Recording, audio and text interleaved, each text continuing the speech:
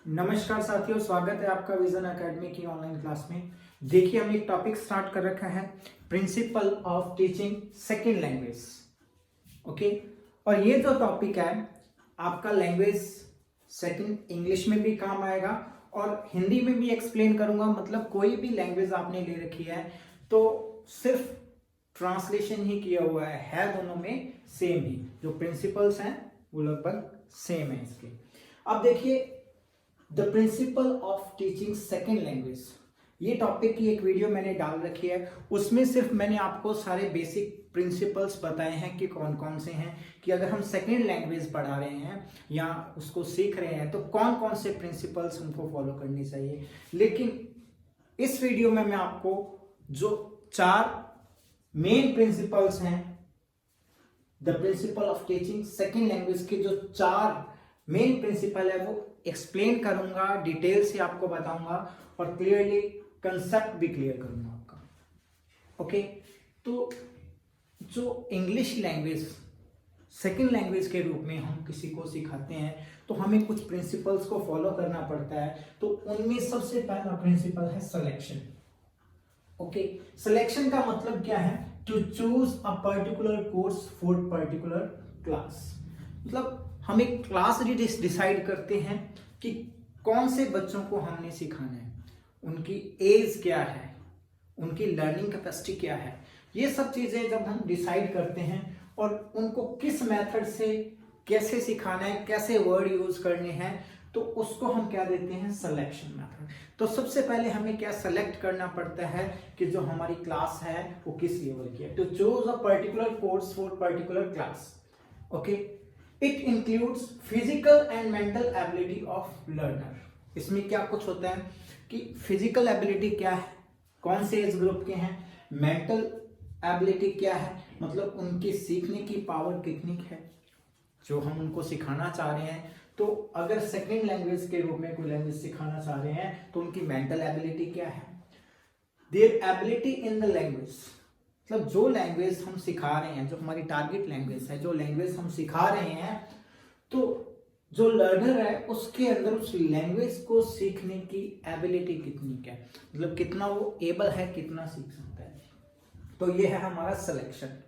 Selection क्या है? बस सिंपल तरीके से बात करें तो सिलेक्शन है कि हमें ये डिसाइड करना कि हमने सिखाना किसको है, ठीक है, और जिनको हम सिखा रहे हैं उनकी जो मेंटल एबिलिटी है वो कितनी है और उनकी फिजिकल एबिलिटी कितनी है, मतलब वो किस एज ग्रुप से बिलोंग करते हैं, उसी तरह की लैंग्वेज, उसी तरह के वर्ड्स और उसी तरह के जो स्ट्रक्चर्स हम यूज करेंगे और कितना वो सीख सकते हैं। तो इस चीज को ध्यान में रखकर हम स्ट्रक्चर समझाते हैं।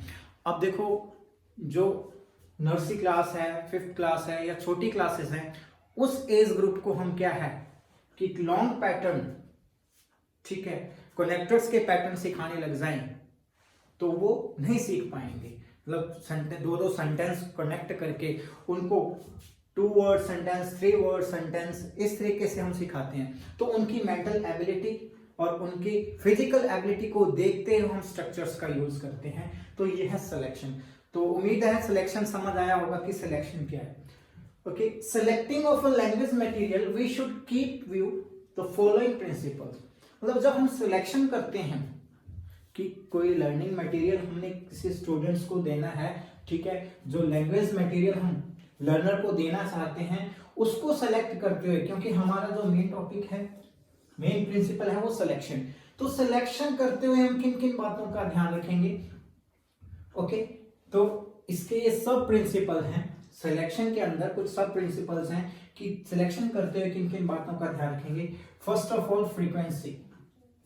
Okay, frequency, the word and pattern often be used by learner in their day to day life. Okay, जो प्रिंसिपल्स, जो बेसिक प्रिंसिपल है, जो सिलेक्शन है, उसके अंदर हमने बात की है फ्रीक्वेंसी की। तो फ्रीक्वेंसी क्या है कि जो वर्ड या पैटर्न हम स्टूडेंट्स को सिखा रहे हैं उनकी डे टू डे लाइफ में यूज होने चाहिए, वो रेगुलर यूज करता हो उसको, ताकि उसके माइंड में बार बार यूज करने से फिट बैठ जाए। ऐसा नहीं है कि ऐसा हम सेंटेंस उसको सिखा दें जो उसकी लाइफ में कभी काम ही नहीं आता है, बहुत कम रेयरली उस सेंटेंस को, उस स्ट्रक्चर को यूज करता है, तो उसकी जो लर्निंग एबिलिटी है वो जल्दी इंप्रूव नहीं होगी, क्योंकि वो एक स्पेसिफिक प्लेस पर ही वो सेंटेंस बोला जाता है। जैसे कि कोई स्टूडेंट है, उसको हम एक सेंटेंस सिखा रहे हैं, एक फ्रेज सिखा दिया उसको कि जब भी आपको बुलाया जाए और आप देरी से पहुंचो, ठीक है, आप देरी से पहुंचो तो आपने क्या कहना है जाकर, sorry I kept you waiting. अब देखो वो स्टूडेंट है और वो क्या कहेगा, वो कहेगा जाके sorry sir, sorry for being late, sorry for being late, उसने ये बोलना है, क्योंकि वो ऑफन यूज कर सकता है। ये सेंटेंस तब बोला जाता है, ये स्ट्रक्चर तब बोला जाता है, sorry I kept you waiting, जब आपका कोई इंतजार कर रहा हो और आपने किसी को टाइम दे रखा हो। जैसे मैं क्लास लगा रहा हूं और मैं 10 मिनट लेट हो गया, तो मैंने आकर यूज करना है sorry I kept you waiting. तो ये सेंटेंस मैं रोज रोज यूज नहीं करूंगा, क्योंकि कभी बहुत रेयरली ये सेंटेंस यूज होता है हमारी लाइफ में, तो रेयरली इसको बोलूंगा। तो ऐसे सेंटेंस और ऐसे वर्ड्स चूज करने चाहिए जो डे टू डे लाइफ में यूज करते हैं। इसी को कहते हैं फ्रीक्वेंसी, मतलब जो बार बार शब्द आए वैसे शब्द पहले सिखाने चाहिए। तो बड़ी इजीली इस एग्जांपल से आप समझ रहे होंगे। नेक्स्ट देखिए रेंज। रेंज क्या है? It means the number of situation in which a word और स्ट्रक्चर कैन बी यूज्ड। मतलब हमें ऐसे स्ट्रक्चर सिखाने चाहिए, उस स्ट्रक्चर की रेंज इतनी होनी चाहिए कि वो वाइड एरिया को कवर किए। स्ट्रक्चर एक है, एक स्ट्रक्चर सिखाया स्टूडेंट को, तो हमारे माइंड में ये होना चाहिए कि अगर ये स्ट्रक्चर मैं इस लर्नर को सिखा देता हूं तो उसका कौन सा फील्ड क्लियर हो जाएगा। जैसे छोटा सा स्ट्रक्चर आपको बता रहा हूं, विद एग्जांपल समझाऊंगा, देखो टाइम थोड़ा लगेगा लेकिन क्लियर हो जाएगा कॉन्सेप्ट। स्ट्रक्चर क्या है? व्हाट शुड आई, ध्यान से देखना, व्हाट शुड आई, ओके। आगे मैंने स्पेस छोड़ दिया, बिल्कुल सिंपल सा स्ट्रक्चर है। देखिए ये स्ट्रक्चर मैंने स्टूडेंट को सिखाना है, तो मेरे माइंड में ये होगा कि एक सिंपल सा स्ट्रक्चर है, इससे कितना एरिया कवर हो जाएगा, कौन कौन सी बात बोलने लग जाएगा एक लर्नर। तो इस स्ट्रक्चर से लर्नर क्या सीख जाएगा कि जब उसको ये समझाएंगे कि वो फ्री बैठा, उसको समझ नहीं आ रहा है कि मैं क्या करूं, तो स्ट्रक्चर यूज होगा व्हाट शुड आई डू। किसी शॉप पे गया है और उसको वो डिसाइड नहीं कर पा रहा है कि क्या खरीदूं, 3-4 आइटम्स उसने सिलेक्ट कर लिए, व्हाट शुड आई बाय, ठीक है। तो इसी स्ट्रक्चर्स पे यहां पर व्हाट की जगह वेयर लगा दें, ठीक है, where should I go, where should I keep these books. तो इस तरीके से एक ही स्ट्रक्चर से काफी एरिया कवर हो जाएगा, मतलब बहुत सारी चीजें सीखने को मिल जाएंगी। तो स्टूडेंट को हम, लर्नर को हम ये सिखा सकते हैं कि व्हाट शुड आई एक स्ट्रक्चर है, do, what should I buy, what should I eat, what should I read. मतलब उसके माइंड में वो डिसाइड नहीं कर पा रहा कि क्या पढूं, क्या लिखूं, क्या खाऊं, क्या पीऊं, तो एक ही स्ट्रक्चर है, व्हाट शुड आई, ओके। तो रेंज का मतलब यहां से आपको क्लियर हो गया होगा कि रेंज क्या है। देखिए आपने बुक में पढ़ा होगा कि रेंज है, लेकिन ये कंसेप्ट आपको क्लियर नहीं हो पाता है कि रेंज, ठीक है, it means the number of situation in which a word और स्ट्रक्चर कैन बी यूज। तो कितनी सिचुएशन में इस स्ट्रक्चर को हम यूज कर सकते हैं, तो ये है रेंज। फ्रीक्वेंसी समझ आ गई कि कितनी बार कौन सा शब्द अपनी डेली लाइफ में बोला जाता है, वो फ्रीक्वेंसी है। और रेंज क्या है? It means the number of situation, कितनी सिचुएशन में ये स्ट्रक्चर बोली जा सकती है, तो ये भी ध्यान में रखना चाहिए। नेक्स्ट है coverage, capacity of an item, मतलब ये आइटम सिखाई है तो कितना एरिया कवरेज हो गया, ओके। इसका भी एक एग्जांपल दूंगा कि कवरेज, ओके। तो कवरेज को सीखने के लिए एक स्ट्रक्चर और बताता हूं कि मैंने बोला आप एक सेंटेंस, एक पैटर्न सीखो, आई डू, ओके, या आई एक्शन और आई वर्ब। आई के साथ आप वर्ब लगाओ, ओनली आई के साथ वर्ब लगाओ, तो ये एक पैटर्न है, लेकिन इससे एक एरिया कवर हो जाएगा। आपकी लाइफ में जो काम डेली होता है, आपकी कोई हैबिट है, आपकी कोई लाइक डिसलाइक है, रूटीन वर्क है, वो सारे इस पैटर्न से बोले जा सकते हैं कि नहीं बोले जा सकते। I play, okay, I teach, I take tea, I watch TV, I read newspaper। तो एक छोटा सा पैटर्न है, तो इसकी कवरेज कितनी होगी? तो इस पैटर्न से मैं स्टूडेंट को, मैं लर्नर को सिखाऊंगा कि 3 एरिया आपके कवर हो जाएंगे। आपका डेली रूटीन, ठीक है, आपके लाइक डिसलाइक, आपकी हैबिट्स, इस पैटर्न से क्लियर होती हैं। तो इस तरीके से एक टीचर के माइंड में ये रहना चाहिए, इंस्ट्रक्टर के माइंड में ये रहना चाहिए कि लर्नर को वो जो सिखा रहा है, जो पैटर्न सिखा रहा है, उसकी कैपेसिटी क्या है, उसकी कवरेज क्या है, कितना एरिया वो कवर कर लेगा। तो इसी तरीके से उसको 1 by 1 एरिया में डिवाइड करके कि आज उसके डेली रूटीन के मैं वर्क करवा रहा हूं, तो कल ऑलरेडी हैपन थिंग्स करवा दूं। तो इस तरीके से क्या है, हम सिलेक्शन कर सकते हैं पैटर्न्स का। नेक्स्ट देखिए, availability. The word and structure should be convenient. मतलब हम लर्नर को सिखा रहे हैं तो हमें ऐसे वर्ड्स का यूज करना चाहिए जो बोलने में आसान हो, लिखने में आसान हो, समझने में आसान हो, डे टू डे लाइफ में बोले जा रहे हो। ऐसा नहीं है कि उसको टिपिकल से वर्ड सिखा दें, ठीक है, और आसानी से उसका मीनिंग अवेलेबल ना हो। कोई स्ट्रक्चर ऐसा सिखा दे जो आसानी से क्लियर नहीं किया जा सकता, तो यहाँ भी लर्नर के लिए प्रॉब्लम हो जाएगी कि वो अच्छे से उस एरिया को कवर नहीं कर पाएगा। तो जो वर्ड्स और स्ट्रक्चर्स आप यूज कर रहे हो वो क्या है, इजीली अवेलेबल होने चाहिए। कहीं भी उसको, उसका मीनिंग सर्च करने पर, ढूंढने पर उसका मीनिंग मिलना चाहिए, तो ही आपका सिलेक्शन बेटर है।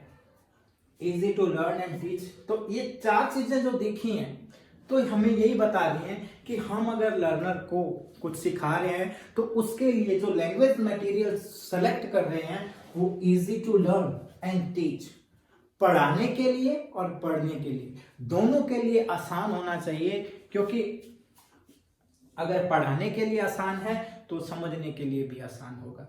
अगर पढ़ाने के लिए, जब टीचर को ही टिपिकल लग रहा है पढ़ाने के लिए, तो स्टूडेंट के लिए समझना उससे भी ज्यादा मुश्किल होगा। तो ये था सिलेक्शन। सिलेक्शन के अंदर 5 आइटम्स मैंने आपको करवा दी हैं और सभी का एग्जांपल देकर क्लियर किया है। उम्मीद है आपको समझ आया है। नेक्स्ट इसका जो मेथड है, नेक्स्ट जो प्रिंसिपल है उस पे बात करते हैं, वो है प्रिंसिपल ऑफ ग्रेडेशन।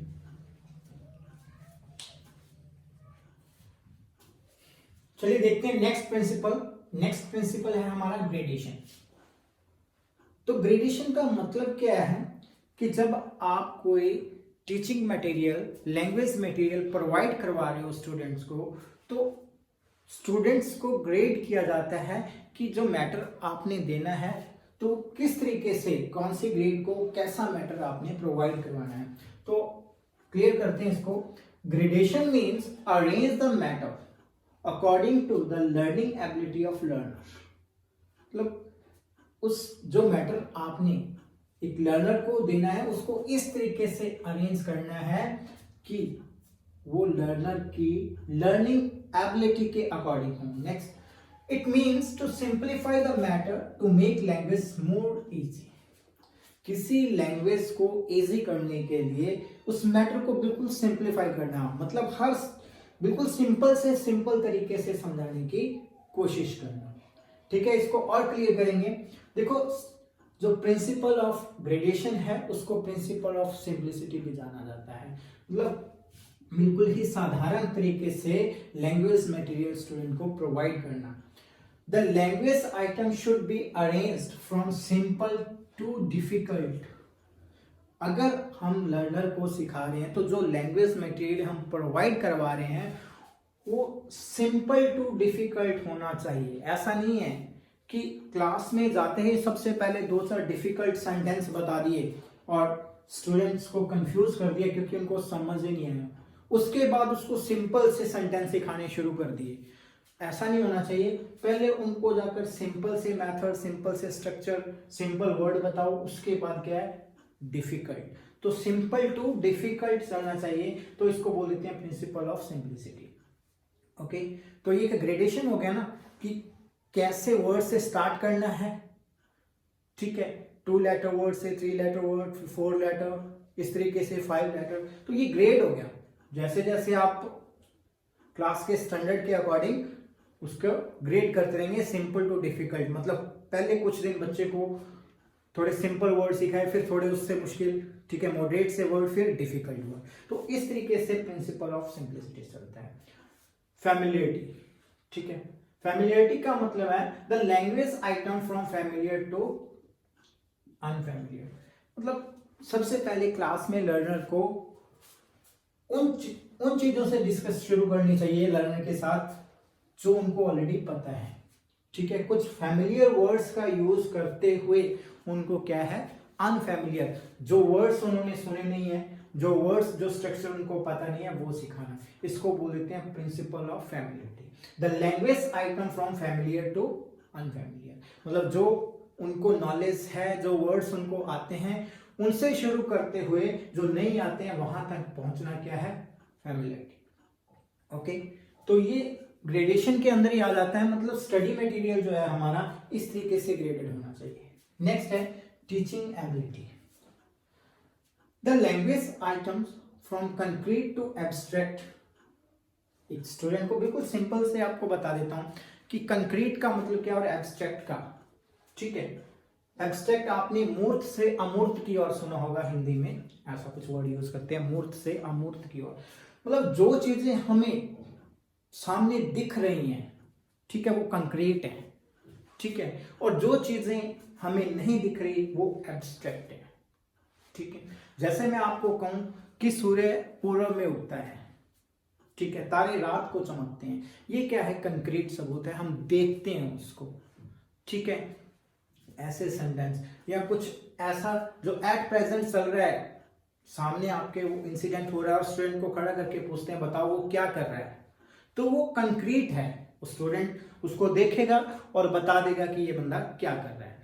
ओके, अगर उसको हम ये कहें कि अगर आप को एक दिन के लिए प्रधानमंत्री बना दिया जाए या आप देश के प्रधानमंत्री होते तो आप क्या करते, तो ये एब्स्ट्रैक्ट है। तो अब लर्नर जो है, ठीक है, तो ये हाई क्लासेस में जाकर उसको एब्स्ट्रैक्ट आइडियाज क्रिएट करने आते हैं, एब्स्ट्रैक्ट आइडियाज पर वो बोल सकता है। मतलब बिगनर्स जो हैं उनको हम एब्स्ट्रैक्ट आइडियाज नहीं दे सकते, पहले उनको कंक्रीट आइडियाज सिखाने पड़ेंगे, जो सामने हो रहा है, जो दिख रहा है, मूर्त है, उस पर डिस्कस करेंगे। उसके बाद जब उसकी थोड़ी सी एबिलिटी बन जाएगी बोलने की, लिखने की, तब उसको आप एब्स्ट्रैक्ट आइडियाज भी दे सकते हैं। तो ये 3 प्रिंसिपल हमें ध्यान में रखने चाहिए ग्रेडेशन करते हुए कि जब हम लर्नर को पढ़ाते हैं। तो सबसे पहले प्रिंसिपल ऑफ सिंप्लिसिटी क्या है, सिंपल टू डिफिकल्ट। फैमिलियरिटी क्या है, ठीक है, नॉन टू अननोन भी क्या देते हैं, ओके, ज्ञात से अज्ञात की ओर हिंदी में बोल देते हैं, ठीक है, फैमिलियर टू अनफैमिलियर। और थर्ड प्रिंसिपल है टीचिंग एबिलिटी में आ जाता है the language item.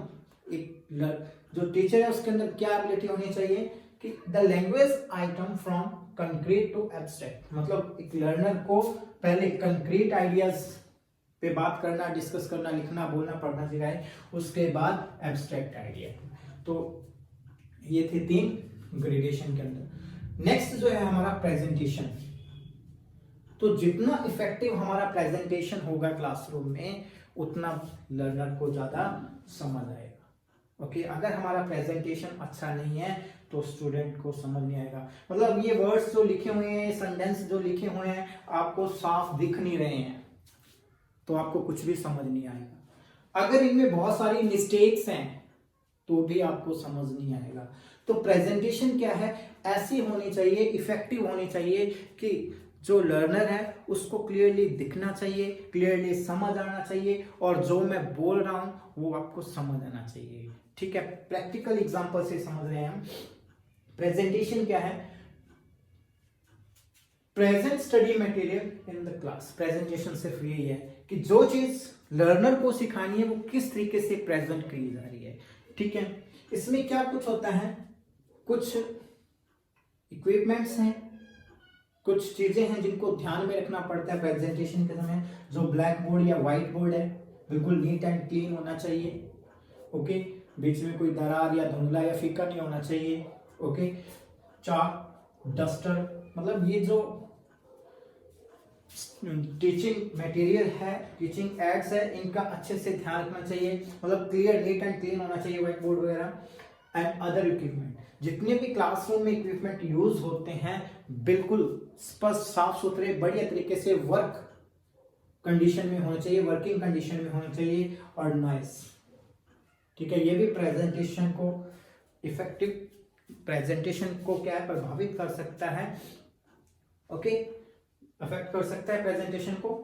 Okay, spelling and grammar mistakes, मतलब जो बोर्ड पर लिखा हुआ है, ब्लैक बोर्ड के बारे में बता रहा हूँ, ब्लैक बोर्ड पे जो लिखा हुआ है उसमें कोई ग्रामेटिक मिस्टेक नहीं होनी चाहिए, स्पेलिंग मिस्टेक नहीं होनी चाहिए, क्योंकि जब सेकेंड लैंग्वेज सिखा रहे हैं उस टाइम क्या है, एक लर्नर जो है, ठीक है, उसकी जो ग्रामर और स्पेलिंग मिस्टेक है वो बियरेबल है। जो ट्रेनर है उसकी जो ग्रामर और स्पेलिंग मिस्टेक्स हैं वो बियरेबल नहीं है।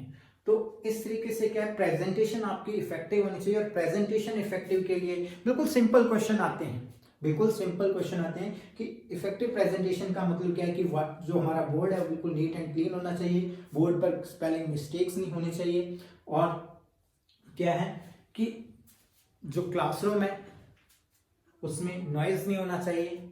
तो ये सब क्या है, प्रेजेंटेशन के अंतर्गत आ जाते हैं। तो 3 मैंने आपको प्रिंसिपल्स करवा दिए हैं, इंपॉर्टेंट करवा रहा हूं क्योंकि मैंने बहुत सारे जो सेकंड लैंग्वेज के प्रिंसिपल्स हैं फर्स्ट वीडियो में डाल रखे हैं, और इसमें सिर्फ मेन जो 4 हैं उनकी बात लेके चल रहा हूं। तो इसका स्क्रीनशॉट ले लीजिए। नेक्स्ट हम करते हैं टेस्टिंग।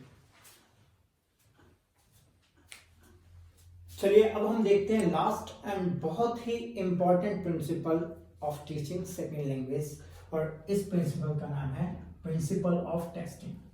मतलब कोई भी चीज हम सिखा रहे हैं लर्नर को, तो हमें ये पता लगाना कि जो चीज हम बच्चे को सिखा रहे हैं, लर्नर को जो हम सिखा रहे हैं, तो उसको समझ आया है, वो कुछ कर सकता है या नहीं कर सकता। तो इस चीज को कहते हैं टेस्टिंग। हम एक टेस्ट लेके देखते हैं, उसकी परीक्षा लेते हैं। तो ये प्रिंसिपल बहुत ही इंपॉर्टेंट है, क्योंकि जो कुछ एक टीचर ने लर्नर को सिखाया है उसको पता लगाना ही टेस्टिंग कहलाता है।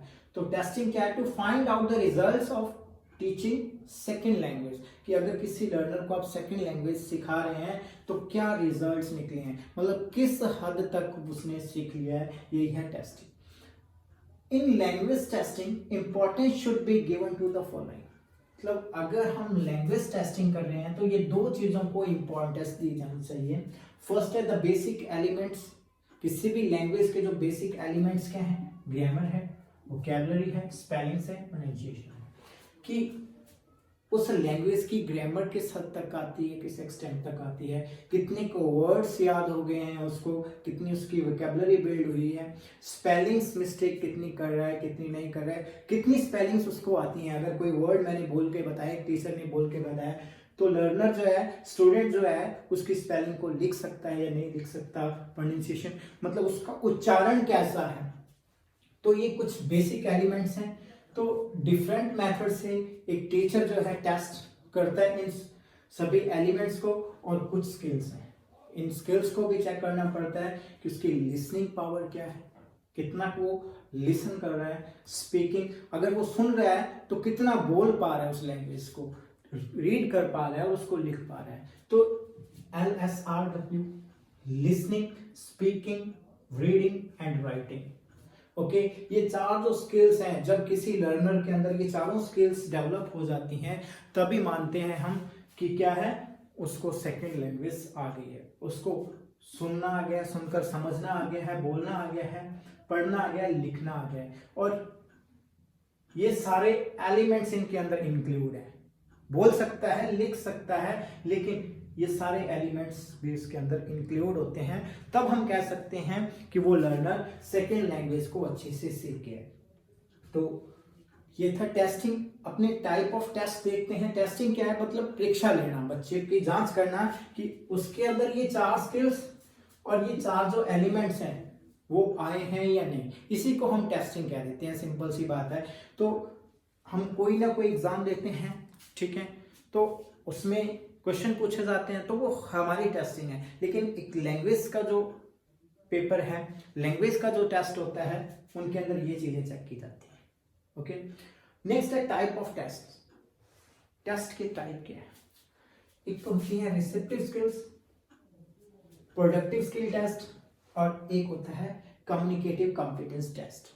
तो पहले इसकी डिस्कशन करेंगे, इसके बारे में बातचीत करेंगे, ठीक है, क्योंकि ये इतना ज्यादा इंपॉर्टेंट नहीं है, ये बिल्कुल लास्ट में इसको डिटेल में करने की जरूरत नहीं है। कम्युनिकेटिव कॉम्पिटेंस टेस्ट क्या है कि जब आप कम्युनिटी में जाकर किसी से अच्छे से बात कर पा रहे हो, आपकी फ्लुएंसी अच्छी है, आप अच्छे से समझ पा रहे हो कोई क्या बोल रहा है, उसी को बोल देते हैं कम्युनिकेटिव कॉम्पिटेंस टेस्ट। इसमें टीचर क्या करता है कि स्टूडेंट्स का ग्रुप बनाता है और उनको आपस में डिस्कशन करने के लिए कहता है, तो उसमें चेक हो जाता है कि कम्युनिटी में बाहर जाकर ये कैसे बात कर सकेगा, ठीक है। कुछ कंडीशंस दे देता है कि शॉपकीपर एंड कस्टमर के बीच डिस्कशन करनी है, तो इस तरीके का टेस्ट रख देता है। मेन जो है रिसेप्टिव स्किल्स, जिसको हम बोलते हैं, क्वेश्चन सिंपल भी आ सकता है बिल्कुल कि व्हाट आर रिसेप्टिव स्किल, ठीक है। रिसेप्टिव स्किल क्या है? लिसनिंग एंड रीडिंग, जिसमें हम कुछ रिसीव करते हैं, ठीक है, जिसमें हमें कुछ मिलता है, ठीक है, इसमें क्या है, इनपुट होता है कुछ ना कुछ, उसको बोल देते हैं रिसेप्टिव स्किल।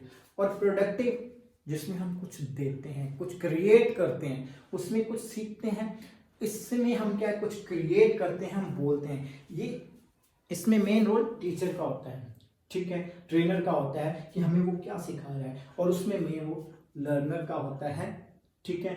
तो वो प्रोड्यूस करता है, प्रोडक्टिव स्किल इसलिए कहा जाता है उसको। देखो रिसेप्टिव स्किल्स में दो स्किल्स आ जाती हैं, लिसनिंग एंड रीडिंग। सबसे पहले हम बात करेंगे लिसनिंग, ओके। जब इस स्किल का टेस्ट लिया जाता है तो एक टीचर जो है वो चेक करता है कि साउंड्स की कितनी नॉलेज है, मतलब जब वो स्टूडेंट किसी वर्ड को प्रोनाउंस कर रहा है, उसका उच्चारण कर रहा है, उसके साउंड्स कैसे प्रोड्यूस कर रहा है, स्ट्रेस कहां पर वो स्ट्रेस दे रहा है, किसी बात को बोलते हुए किसी वर्ड में कहां पर दबाव आ रहा है, कहां पर बलाघात आ रहा है, स्ट्रेस आ रहा है, और कहां पर नहीं आ रहा है। क्योंकि हर जो वर्ड है, जो सिलेबल है, उसको बोलने का एक तरीका होता है, ठीक है। कुछ जगह पर थोड़ा जोर लगाकर बोलना पड़ता है, कुछ जगह पर हल्की सी आवाज देनी पड़ती है, उसको स्ट्रेस कह देते हैं, ओके। इनोटेशन, ये भी लहजा है बोलने का कि किस तरीके से किसी सेंटेंस को बोला जा रहा है, किसी वर्ड का उच्चारण किया जा रहा है।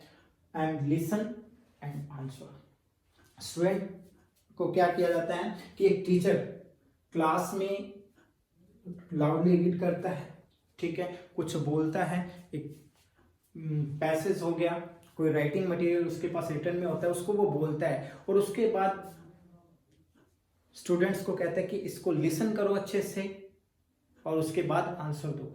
इसमें क्या है कि कोई ऑडियो वगैरह भी आ जाती है, ऑडियो वगैरह प्ले कर दी जाती है, और उसके बाद क्या है, प्ले करने के बाद जब वो ऑडियो कंप्लीट हो जाती है तो टीचर क्लास में स्टूडेंट से क्वेश्चन पूछता है, तो इसी को लिसनिंग स्किल कह देते हैं। लिसनिंग स्किल क्या है, इसमें साउंड, स्ट्रेस, इनोटेशन और किसी चीज को सुनकर उसका जवाब देना क्या है, लिसनिंग स्किल के अंदर होता है। उसके बाद रीडिंग टेस्ट। रीडिंग टेस्ट एक टीचर कैसे लेता है, to show pictures and ask the identity, ठीक है, आस्क योर आइडेंटिटी। मतलब टीचर क्या है, क्लास में छोटे बच्चों को या बड़ी क्लास के बच्चों को, ठीक है, 6 to 8 स्टैंडर्ड के स्टूडेंट्स को, तो उनके एज ग्रुप, उनकी क्लास ग्रुप के अकॉर्डिंग कुछ पिक्चर्स दिखाता है और उनको आइडेंटिफाई करने के लिए कहता है, ठीक है। जैसे छोटे बच्चे हैं उनको तो लेटर्स दिखाता है कि ये लिखा हुआ है, क्या लिखा हुआ है, ठीक है, ये क्या लिखा हुआ है, इस तरीके से लेटर्स आइडेंटिफाई करने के लिए कहता है टीचर, ठीक है। तो वो भी रीडिंग में होता है कि जो बोर्ड पे लिखा हुआ है, कोई वर्ड लिख दिया तो इसको बताओ क्या लिखा है, तो ये भी क्या है, रीडिंग में आ जाता है। टीचर क्या है, लाउडली रीड करता है, ठीक है, ओके, और उसके बाद क्वेश्चन पूछता है, वो लिसनिंग में आ गया। लेकिन अब स्टूडेंट को बुक देके खड़ा कर दिया और क्लास में कहा कि इसको पढ़ के सुनाओ, तो रीड अलाउड, जब पूरी क्लास में किसी स्टूडेंट से लाउडली रीड करवाया जाता है, इसका मतलब क्या है कि उसकी रीडिंग स्किल को चेक किया जाता है। तो ऐसा अक्सर होता था, हमें टीचर क्या देता था कि ये चैप्टर स्टार्ट करो, पढ़ना शुरू करो, बाकी सारे स्टूडेंट उसको सुनते थे।